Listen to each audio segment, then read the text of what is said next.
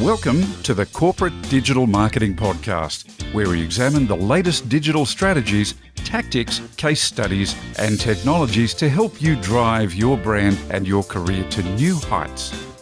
You'll hear from a range of marketers and industry experts to help you, the corporate marketer, to take advantage of your many digital opportunities.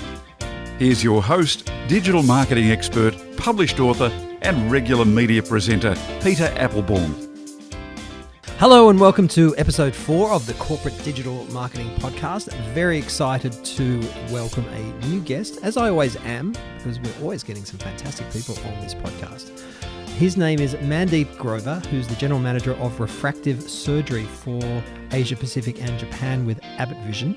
And I have known Mandeep for some years. I met him when he was working for Johnson & Johnson, who incidentally have just bought Abbott Vision worldwide. So it's almost like Back to the Future for Mandeep, going back to Johnson & Johnson, where he spent many years. He's actually also been in Singapore for the last 6 or 7 years. So one of the many insights that he's going to give us in the chat that you're about to hear is how Australia and the Asia Pacific region, the differences and what the opportunities are for marketers just like you. As you can tell from the title, Mandeep is a senior person in his organization, and he still is very passionate about digital, and as he said, he's even getting more passionate. So it's very interesting for people at all stages of their career to hear why someone so senior is so passionate where he sees you can go in what you do with your various programs and servicing your brands. So without further ado, I would like to welcome Mandeep Grover.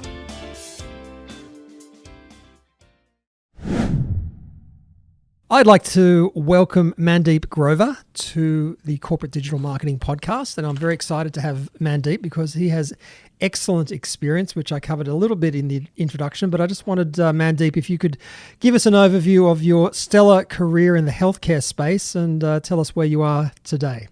Thanks, Pete. I must say you are very kind to actually invite me to the show.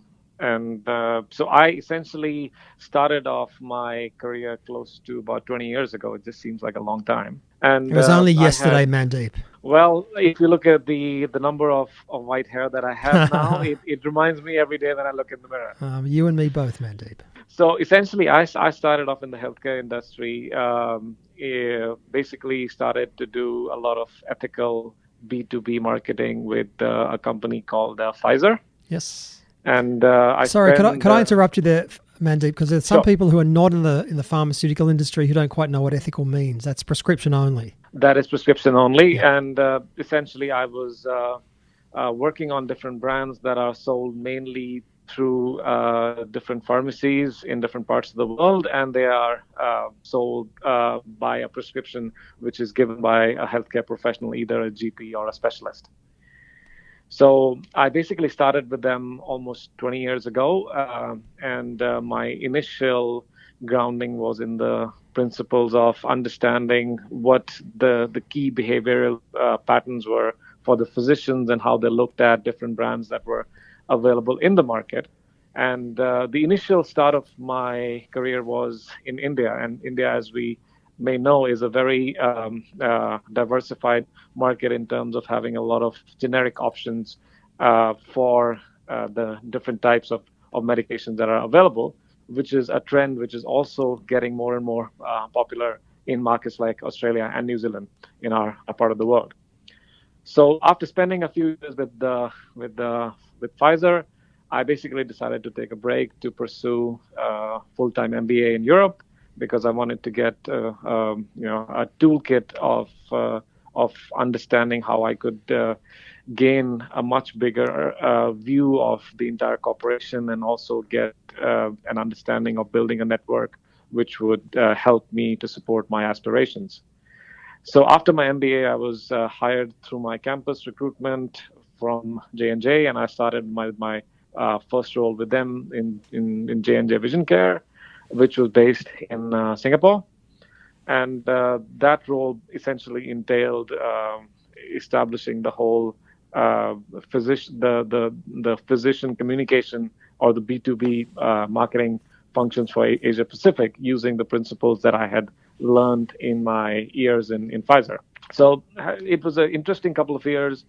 And I was able to get a few of the key processes established in a business which mainly dealt with contact lenses or AccuView. From there, I was sent to head up marketing in Australia and New Zealand. That's when I was based in Sydney, and that's where we first met. That's right. So for a brand like AccuView that is dispensed mainly by an optometrist using a prescription, that's how the whole landscape works in Australia. We had essentially we could look at people who were wearing glasses or even contact lenses from other brands who would be our core target audience.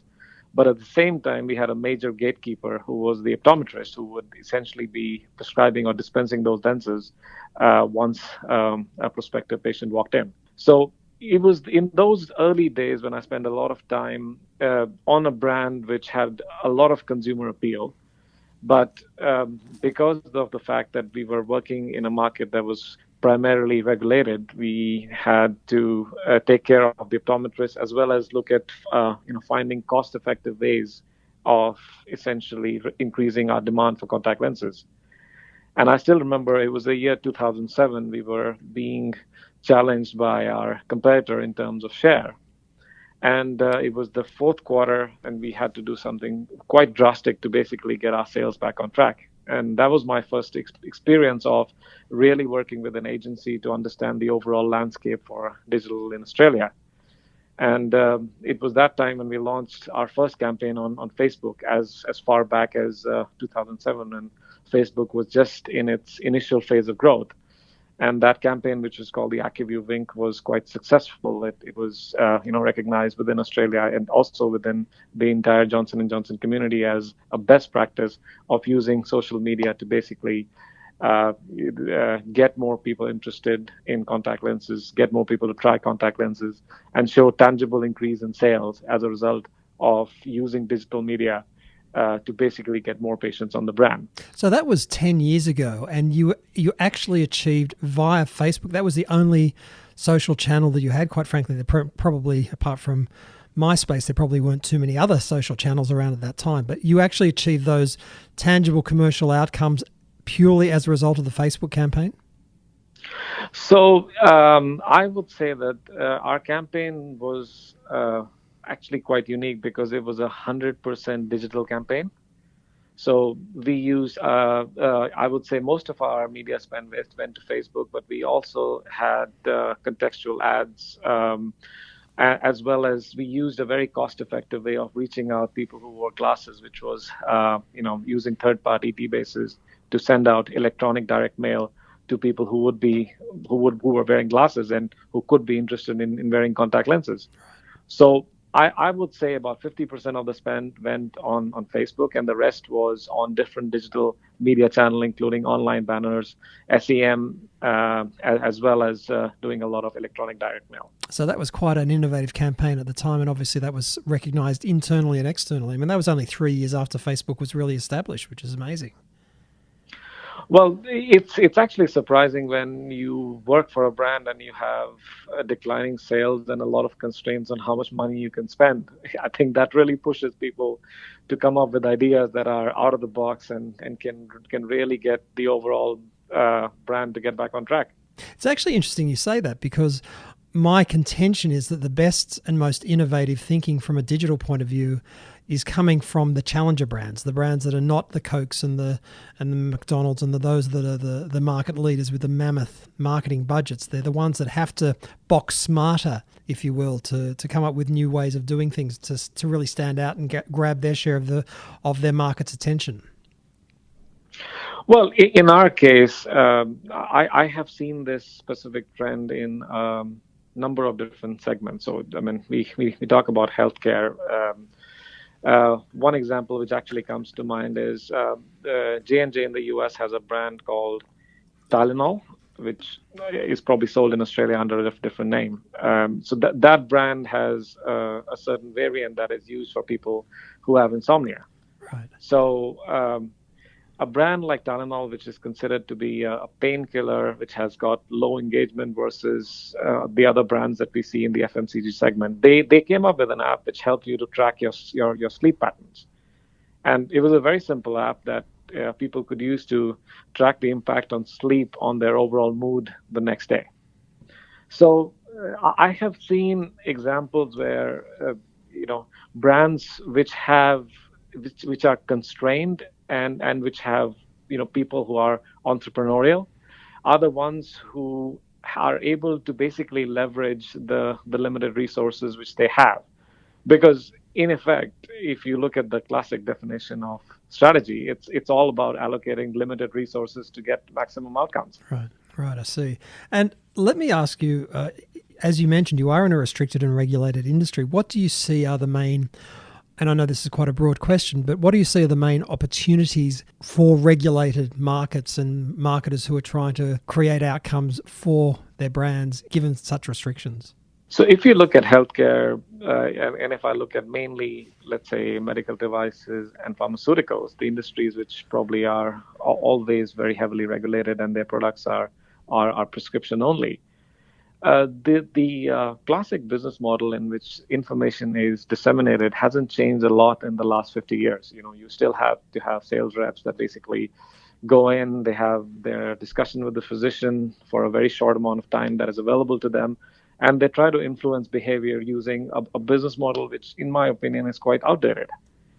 I think the real opportunities for these markets are how can marketers really spend time with physicians to understand the changing ways in which information is being consumed. So if we put ourselves in the shoes of the physicians, who are the ones that are the primary targets in these markets, we really have to understand for these time-constrained physicians who are spending so much time in their surgeries or seeing patients, what is the best way for us as marketers to serve them information on demand, and at the same time help them in terms of achieving their continuing education requirements, or even helping them to be better at serving patients.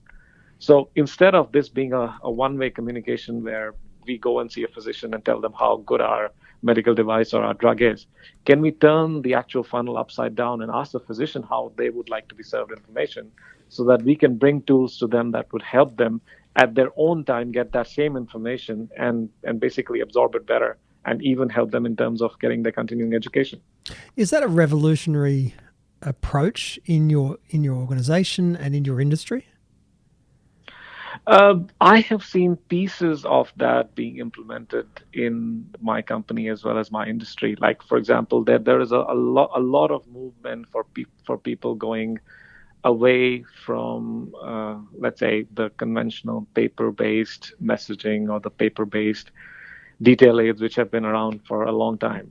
So we've been able to slowly get examples of where our reps all have iPads, and we've started to put messages on the iPads that can be customized to the physicians that they are seeing.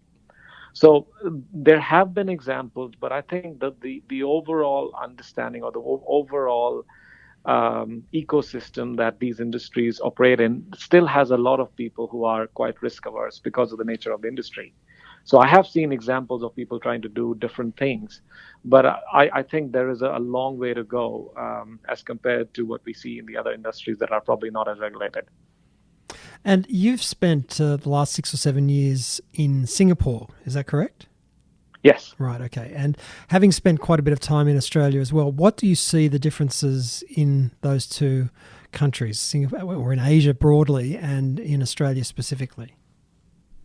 Well, I think in Australia, because the overall market, the healthcare landscape is quite well developed, the overall processes that are in place for the way communication is being done, either at an offline or an online basis, is quite well defined.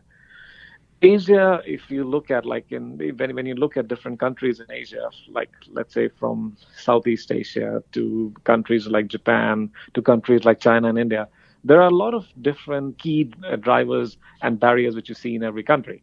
Like if you take, for example, in China, so any communication, if you decide to develop a website which has medical information that will be given to prospective patients, that needs to get the China government's approval.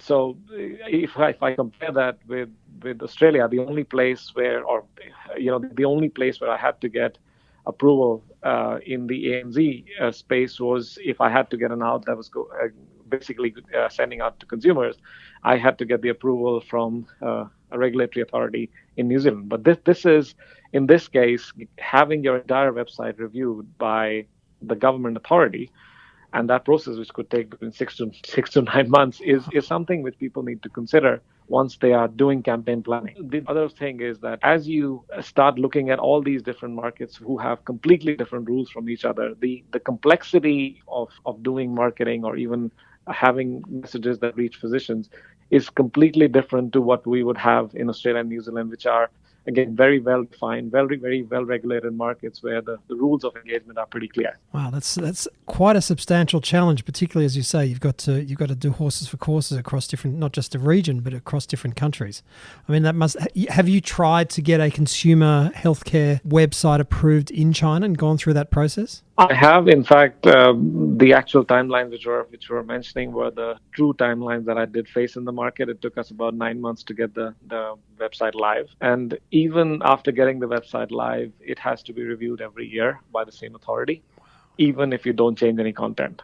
That's amazing. So from my experience, it's really hard to play by the rules that the governments have established.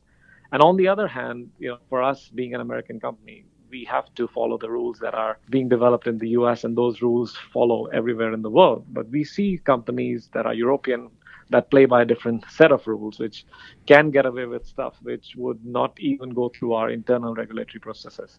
And quite frankly, it just occurred to me with these sorts of, given that you're in a regulated industry and facing these types of restrictions and governmental rigor across different regions and countries, you're still passionate about digital, says a lot about you and I guess your belief in the value that it can offer your brands. Is that true? Well, yes, because the overall media landscape, especially in the last couple of years in Asia, has completely changed.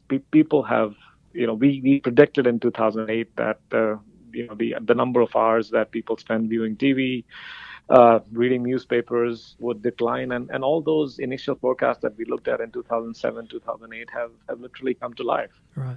And if I have to get information to people, they're not going to be looking out for my TV ad at 9 p.m. at prime time, because people are not using any of those channels. They're consuming information on demand. They are, especially for the young millennials, they have a very different view of life as compared to the older folk like us who grew up in a very conventional way of consuming media. For them, they are all about experiences on life.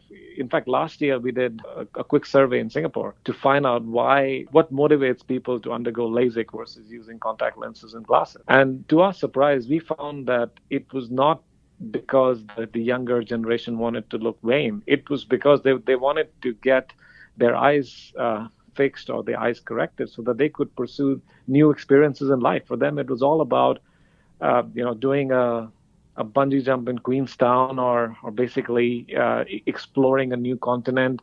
And they were very clear that they wanted their eyes to be in perfect shape so that they could explore the world and basically partake in all these experiences. And you mentioned before about marketing to physicians and how they want to get information. How have you found the attitude from your partners and from your customers has changed over the last 3 or 4 years, and what they demand from you and what they'll respond to from you? So the human part of the organization to physician relationship is still quite important. I think that hasn't diminished in value over the years.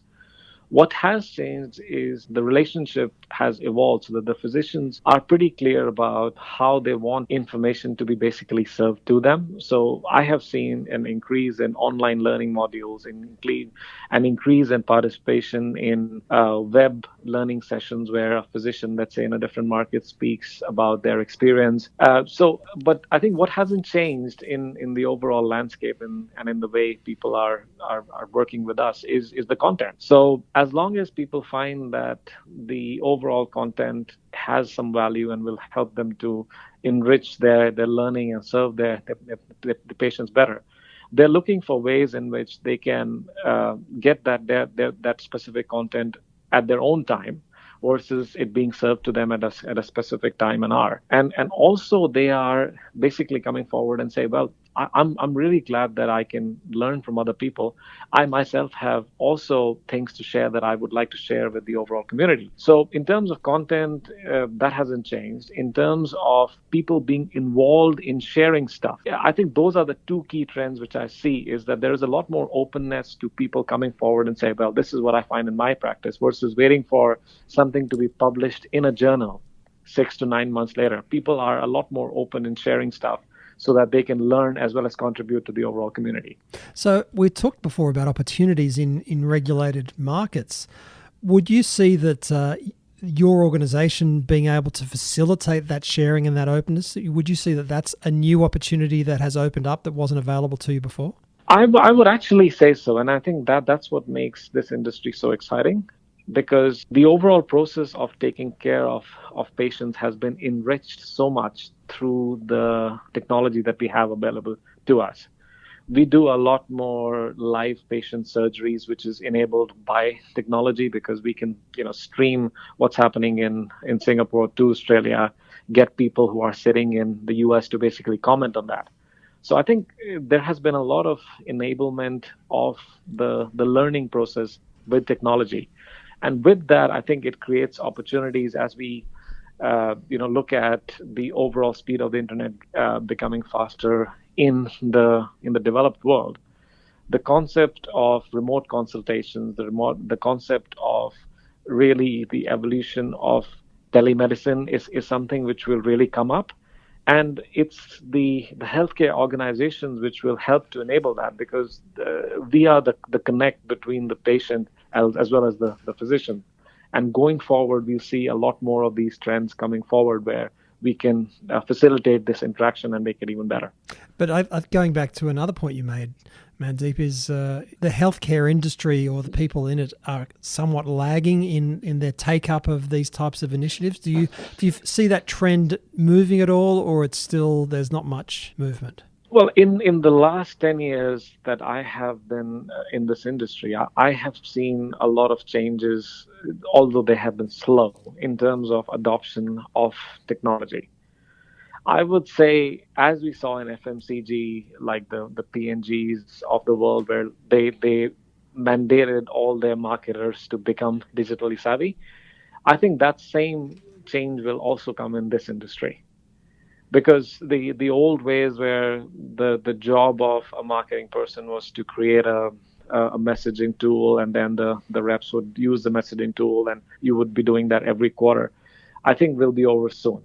Because with technology and the fact that the information comes so quickly, the advances in patient care are happening at a really fast rate, marketers will need to adapt to these new trends, similar to what happened in FMCG. And those marketers who can leverage the core insight from the patient as well as the physician to make their communication more effective, I believe are the ones who will really survive in this industry. Right.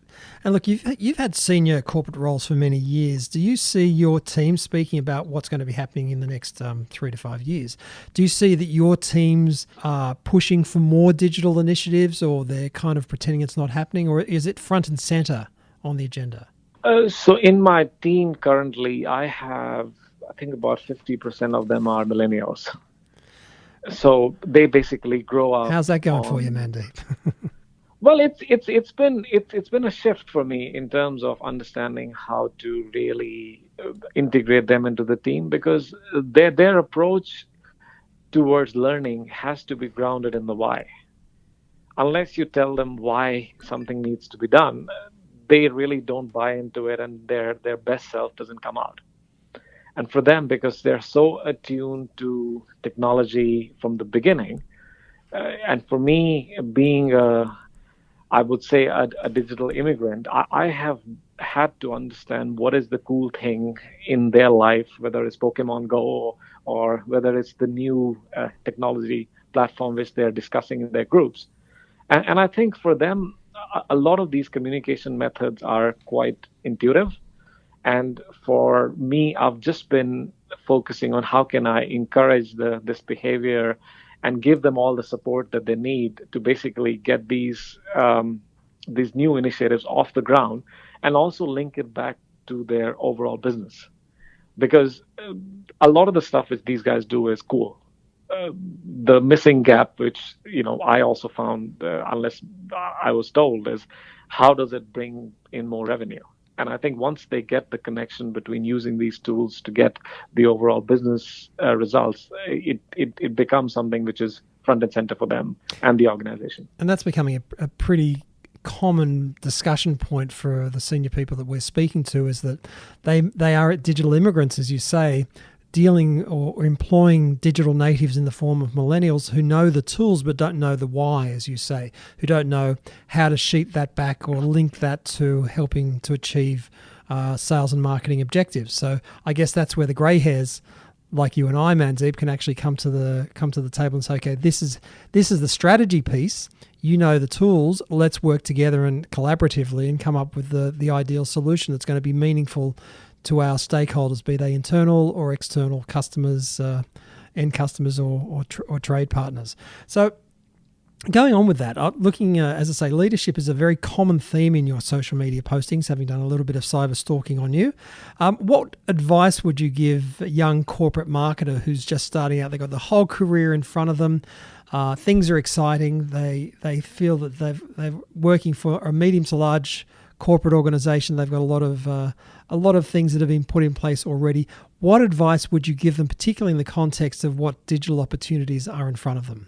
Well, I think for me, the key thing, which has always been a very common thread in my last 10 years, is think about who are you trying to serve. And as long as you start with either the customer in mind or the physician in mind, and really try to find out what their needs are. If you can crack that piece well, and with more practice, if you can really come up with the real understanding of what the insights are, the tools will actually fit into the overall landscape once you have really found out a way to unearth their needs.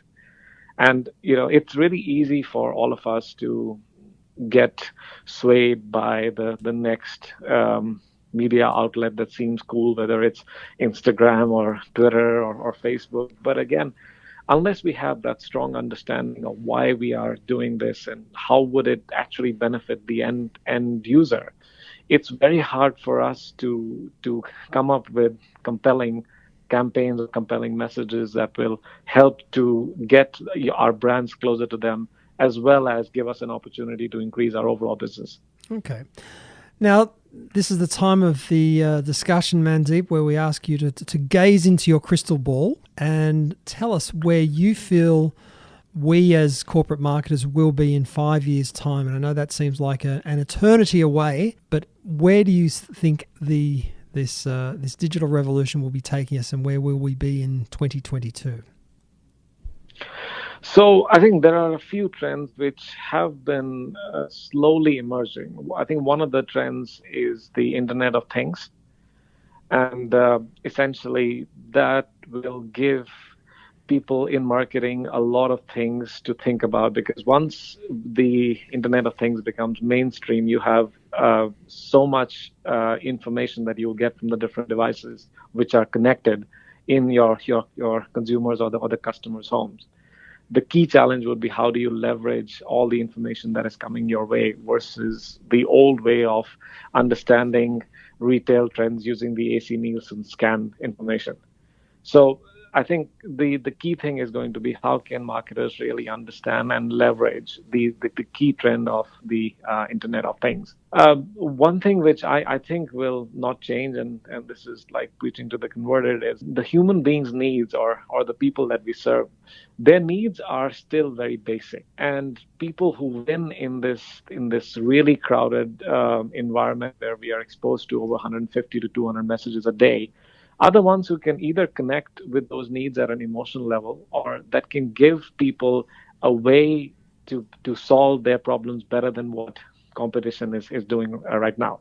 So I think it will be a blend of a completely new trend, but there will be still a lot of relevance in things that have held true for the last 50 years. In other words, marketing, basic marketing is understand your market effectively and give them essentially what they need.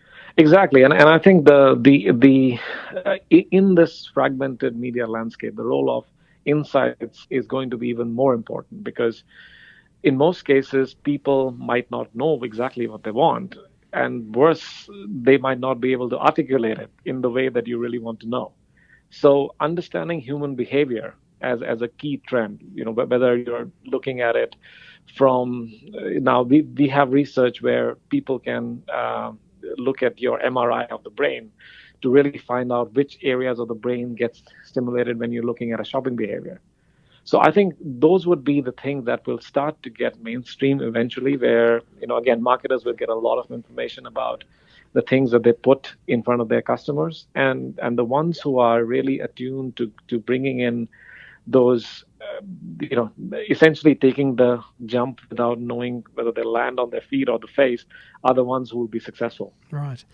And final question, Mandeep, what would be your top 3 tips for corporate marketers in understanding and better leveraging digital? For me, the first tip is always start media neutral.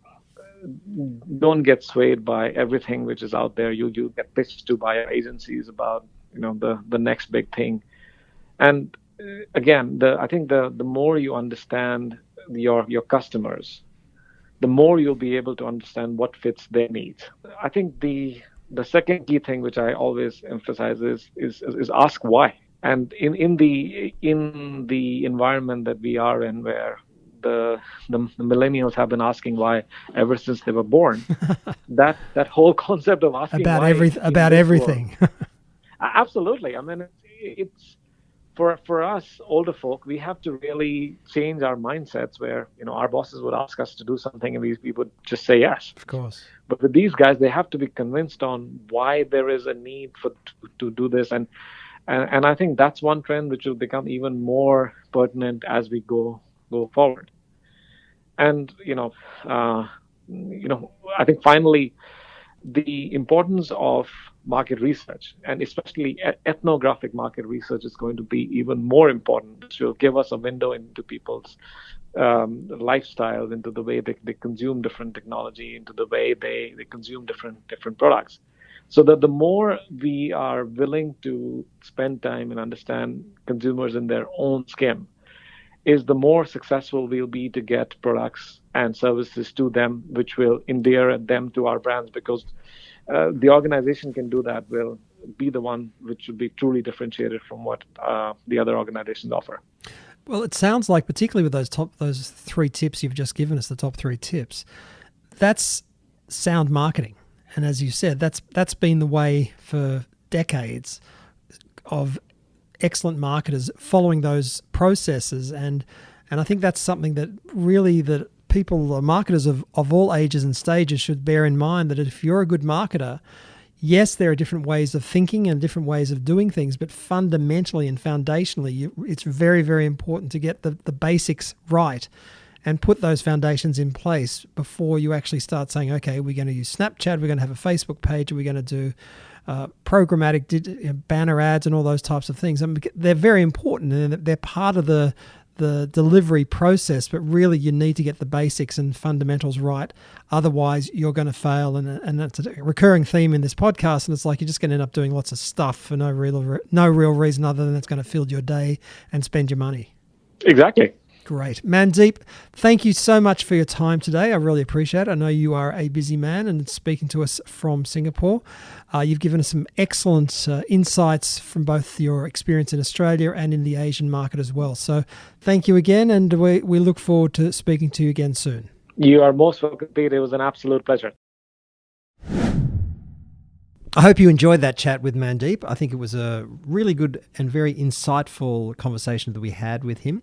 One of the things that I love about speaking to the more senior people in marketing is particularly when they see the value that digital can bring to the table, not just in we can do this, we can do that, but also we can actually use digital to achieve these objectives that we need to deliver.